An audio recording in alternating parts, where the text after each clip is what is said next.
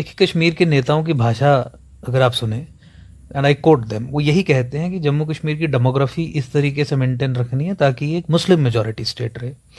वो demands political level पे इस तरीके की करते हैं जिससे वो ये मांगना कहना चाहते हैं कि जम्मू कश्मीर एक स्पेशल इस्लामिक डोमेन की तरह ऑपरेट करे with in the secular territory of India. तो वो फलीभूत करने के लिए जो भी कानून आवश्यक हों वो लेजिस्लेट करते थे। 370 और 35A को भी समर्थन इसी कारण था। और जब जब भी कश्मीर से डेमोग्राफी चेंज होने की बात आती है तो एक मुस्लिम डेमोग्राफी की प्रोटेक्शन ही एक सांप्रदायिक और कम्युनल डिमांड है। आपको इस बैकग्राउंड में भी जाना पड़ेगा कि किस तरीके से जम्मू कश्मीर में कश्मीर को गैर मुसलमानों से विहीन किया गया 1990s में, और उसके बाद फिर अपनी डेमोग्राफी का रोना। मुझे लगता है कि एक डबल स्टैंडर्ड्स हैं, और यहाँ पे अननेचुरल तरीके से जम्मू में लेजिस्लेटिव इंटरवेंशंस करके, एग्जीक्यूटिव इंटरवेंशंस करके, रोहिंग्याज और बांग्लादेशीज को सेटल करवा के, अनअबेटेड आपकी रिवर लैंड्स, आपकी फॉरेस्ट लैंड्स पे एक समुदाय विशेष का कब्जा करवा के, एडमिनिस्ट्रेशन का सबवर्सिव रोल इंट्रोड्यूस करके ताकि administration should not take any action against specified class of encroachers, वो सुनिश्चित करवा के they are unleashing a serious demographic change on Jammu. और इसका मैं हमेशा यही कहता हूँ कि देखिए, कश्मीर में गैर मुसलमान कम थे, 4, 5, 6, 7 लाख की संख्या थी। उन्हें वहाँ से कत्लेआम करके, रेप, मर्डर, बलात्कार करके, नरसंहार करके वहाँ से निकाल दिया गया। और डेमोग्राफी जो ये कहते हैं कि हमें प्रोटेक्ट करनी है मुस्लिम मेजॉरिटी कैरेक्टर, वो वहाँ पे प्रोटेक्ट कर ली गई। Next target is Jammu. तो जम्मू में ये इसी तरीके से जम्मू में because the mass of non Muslims is too high, is too much, तो इसीलिए ये अननेचुरल तरीके से स्टेट इंटरवेंशंस करके, कानून बना के, जैसे आपने देखा, ये कर रहे थे। तो इस परिप्रेक्ष्य में हम इन्हें अपोज कर रहे थे और इस चीज़ के बारे में जनता को भी अवगत करा रहे थे कि ये टूल्स हैं जो इस्तेमाल किए जा रहे हैं। जैसे 14 फरवरी 2018 का ऑर्डर भी एक टूल था जम्मू की डेमोग्राफी को चेंज करने के लिए, जो वो एक जीनोसाइडल प्रोसेस है। अब जहाँ तक नए कानूनों का सवाल है, नए कानूनों की अपोजिशन कश्मीर की तरफ से इसी कारण से है कि जम्मू कश्मीर का मुस्लिम मेजॉरिटी कैरेक्टर मेंटेन रहे। और ये मैं नहीं कह रहा हूँ, ये फारूक अब्दुल्ला ने कहा, ये सजाद लोन ने कहा, ये महबूबा मुफ्ती ने कहा। तो वेरी टची अबाउट दिस थिंग, और फॉरगेटिंग कि जम्मू एक हिंदू मेजॉरिटी डोमेन है और इसकी डेमोग्राफी प्रोटेक्टेड रहनी चाहिए। ये उस तरीके का लैंड लॉस को अपोज करने का काम कर रहे हैं, क्योंकि इसी प्रोटेक्शनिज्म के कारण इन्होंने ये सुनिश्चित किया था कि for all times to come Jammu Kashmir की डेमोग्राफी मुस्लिम मेजॉरिटी ही रहेगी। जम्मू के लोगों को ये समझने की प्रोबेबली आवश्यकता है, या मैं उनसे निवेदन ये करना चाहूँगा कि हम कौन सा सिस्टम चाहते हैं। वो सिस्टम जहाँ पे ये जो प्रोटेक्शनिज्म थी लैंड्स को लेके, वो केवल कश्मीर के लिए प्रोटेक्शनिज्म बन के रह जाए। एक ऐसा सिस्टम जो पारदर्शी हो, साफ सुथरा हो, एम्प्लॉयमेंट को जनरेट करने वाला हो, प्राइवेट एंटरप्राइज को अपलिफ्ट करने वाला हो, अनएम्प्लॉयमेंट की प्रॉब्लम को रिजॉल्व करने वाला हो। 5 अगस्त 2019 से पहले का जो लैंड्स की प्रोटेक्शनिज्म का सिस्टम था, वो लैंड्स की और जॉब्स की प्रोटेक्शनिज्म 70 साल का एक्सपीरियंस है हमारे पास, वो हमेशा कश्मीर के फेवर में ही रहा। अगर जॉब्स जम्मू वालों के लिए प्रोटेक्टेड थी भी, फिर भी कश्मीर को दे दी जाती थी और गलत तरीके से, गैर कानूनी ढंग से। वैसे ही लैंड्स का मामला रहा। जैसा मैंने बताया कि डेमोग्राफिक इन्वेजन करके 5 अगस्त 2019 से पहले ऐसे कानून बना के, ऐसी प्रोटेक्शनिज्म इंट्रोड्यूस करके आपकी ज़मीनों पे, आपके जंगलों पे, आपकी तवी और रिवर होगी, तमाम जो आपकी रिवर्स हैं, दरिया हैं, इन पे कब्जा किया गया। तो आपकी लैंड्स लुट जाना डेमोग्राफिक इन्वेजन के जरिए, वो बढ़िया है? या फिर यहाँ पे आके कोई अगर सपोज पैसे दे के, आपकी मर्जी से उचित दाम दे के कोई ज़मीन खरीदता है, वो बढ़िया है? और देखिए, ये भी हमें ध्यान रखने की आवश्यकता है कि जम्मू दिल्ली नहीं है, जम्मू बॉम्बे नहीं है, जम्मू में लेबर की अवेलेबिलिटी नहीं है, जम्मू में रॉ मटेरियल्स नहीं है, जम्मू में रिसोर्सेज नहीं है, जम्मू में कोई सी पोर्ट नहीं है कि हम ये सोचें, हम ये कहें कि अब बाहर वाले आके इस जगह को इन्वेड कर देंगे। Why would somebody come to Jammu? आपके पास कुछ कारण होना चाहिए, आपके पास नेचुरल रिसोर्सेज होने चाहिए। तो मैं इस बैकग्राउंड में कह रहा हूँ कि जम्मू में आने का केवल एक ही कारण होगा, शिक्षा के संस्थान बनाने वाले लोग जम्मू में आएंगे, क्योंकि जम्मू के लोग शिक्षा में इन्वेस्ट करते हैं, शिक्षा के ऊपर पैसा खर्च करते हैं।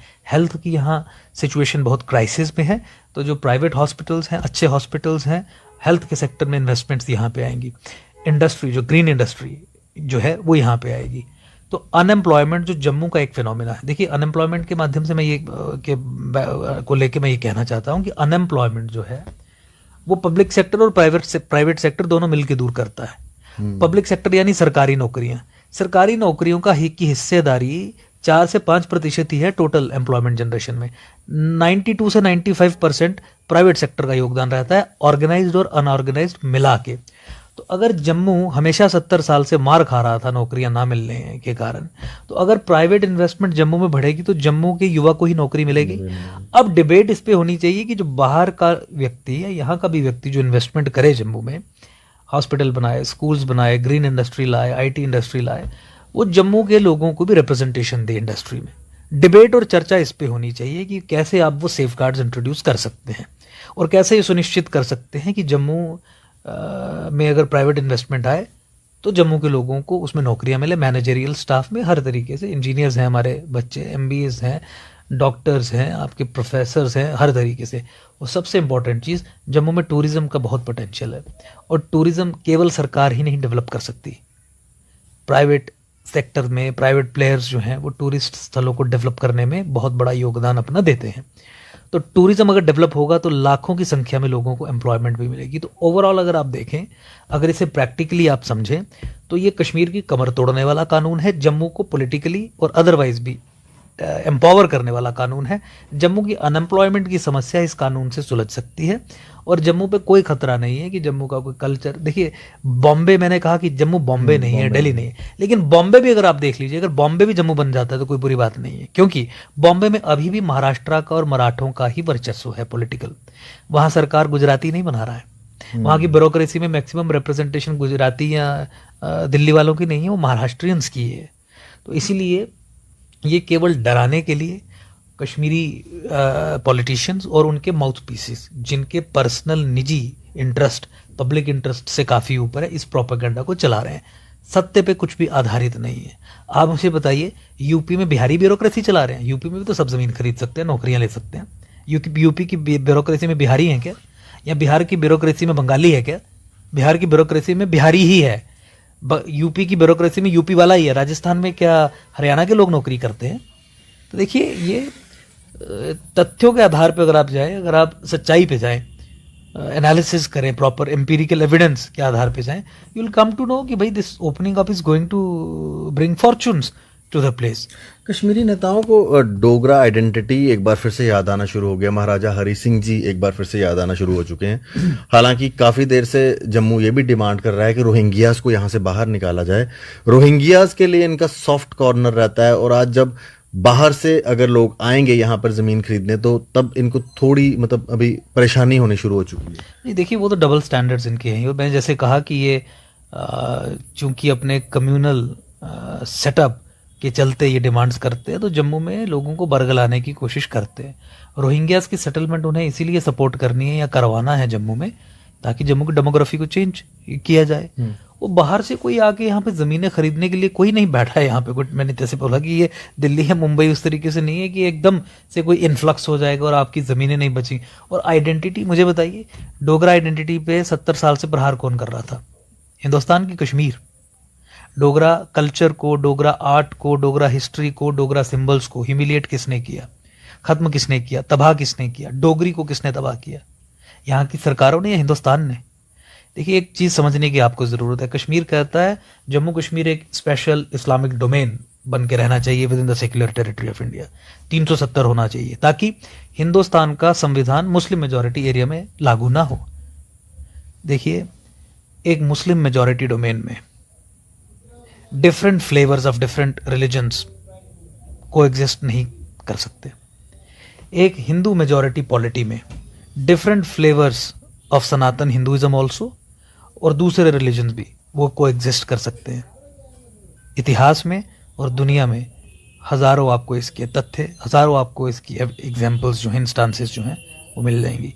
तो हमें तय करना है कि हमारे कल्चर और हमारी इतिहास पे जो हमला करने वाले लोग थे, उनके साथ मिलके उनकी हेजमनी को प्रोटेक्ट करने वाली चीज़ों को लेके सड़कों पे उतरने की कोई ज़रूरत नहीं है, डिमांड नहीं करनी है।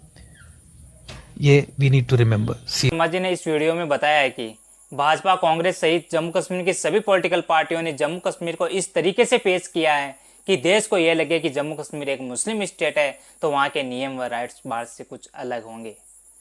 दोस्तों, भारत की मेन स्ट्रीम पॉलिटिकल पार्टियां तुष्टीकरण के कारण इन कश्मीर बेस्ड पॉलिटिकल पार्टियों की बातों में आ जाती है। उन्हें सिर्फ मुस्लिम वोट दिखाई देते हैं, देश हित नहीं। दोस्तों, इसी तुष्टीकरण के कारण भाजपा की नरेंद्र मोदी सरकार जम्मू कश्मीर में जितना भी बजट आता है उसका 80% सिर्फ कश्मीर पर लगाया जा रहा है। जम्मू की अनदेखी की जा रही है, जम्मू के हिंदुओं की अनदेखी की जा रही है। जम्मू सिर्फ कश्मीर की एक कॉलोनी मात्र बन के रह गया है। दोस्तों, जब 5 अगस्त 2019 को जम्मू कश्मीर से अनुच्छेद 370 को हटाया तो देश ने एक खुशी व्यक्त की थी, हर्ष व्यक्त किया था कि अब जम्मू कश्मीर में कुछ खुशहाली आएगी, जम्मू कश्मीर में कुछ बदलाव होगा। लेकिन दोस्तों, 2020 के अंदर भाजपा की नरेंद्र मोदी सरकार तुष्टीकरण नीति के चलते हुए 2020 के अंदर एक डोमिसाइल एक्ट पॉलिसी लेकर आती है, जिसके अंदर क्या होता है कि जम्मू कश्मीर के अंदर वही प्लाट ले सकता है या वही ज़मीन खरीद सकता है या जम्मू कश्मीर में नौकरी कर सकता है या जम्मू कश्मीर में व्यापार कर सकता है जो जम्मू कश्मीर में 15 साल से रह रहा हो पहले से, वही वहाँ पे ज़मीन खरीद सकता है। दोस्तों, ये भाजपा की नरेंद्र मोदी सरकार की तुष्टीकरण नीति के कारण अनुच्छेद 370 को बैकडोर से लागू करने का प्रयास था, जिसमें वह तुष्टीकरण के कारण सफल भी हो रही है। दोस्तों, भाजपा की सरकार ने देश को गुमराह करती है। जम्मू कश्मीर में अब शांति आ गई है, कभी कहती है खुशहाली आ गई है, फिर खबर आती है कि देश में आर्मी के लोग आज शहीद हो गए हैं, फिर कभी खबर आती है कि आज जम्मू कश्मीर के अंदर हिंदुओं की टारगेट किलिंग हो गई है, फिर खबर के अंदर भाजपा की नरेंद्र मोदी सरकार की इसी तुष्टीकरण नीति से परेशान होकर एकम सनातन भारत दल के राष्ट्रीय अध्यक्ष माननीय अंकुश शर्मा जी ने इस पार्टी की स्थापना की थी, ताकि एकम सनातन भारत पार्टी सनातन संस्कृति व सनातन मूल्यों को व सनातन के मुद्दों को ज़्यादा से ज़्यादा संख्या में उठाया जा सके, उन पर कार्य किया जा सके। इसलिए एकम सनातन भारत दल के राष्ट्रीय अध्यक्ष माननीय अंकुश शर्मा जी ने एकम सनातन भारत दल की घोषणा की थी, ताकि एकम सनातन भारत दल 2024 के चुनाव में 400+ सीटों पर चुनाव लड़ सके और हर सनातनी की आवाज़ को संसद के माध्यम से उठाया जा सके। इसलिए दोस्तों, एकम सनातन भारत पार्टी को आप वोट कीजिए, सपोर्ट कीजिए, ताकि यह पार्टी आगे बढ़ सके। दोस्तों, एकम सनातन भारत पार्टी के माननीय राष्ट्रीय अध्यक्ष अंकुश शर्मा जी ने व महासचिव संदीप देव जी ने कहा था कि एकम सनातन भारत पार्टी सिर्फ 80% सनातनियों की बात करेगी, उनसे ही वोट मांगेंगी, उनके लिए ही कार्य करेगी। इसलिए दोस्तों, आज़ादी के बाद भारत की पहली सनातनी पार्टी है एकम सनातन भारत दल। इसलिए दोस्तों, एकम सनातन भारत पार्टी को सपोर्ट कीजिए और इसको आगे बढ़ाइए और अन्य सनातनियों को भी इस पार्टी से जोड़िए, ताकि सनातन की आवाज़ को बुलंद किया जा सके संसद के माध्यम से और कोर्ट के माध्यम से और धरातल पर भी। इसलिए दोस्तों, इस पार्टी से जुड़िए, इसकी वेबसाइट से जुड़िए और अन्य लोगों को भी जोड़िए। जय हिंद, जय हिंदू राष्ट्र।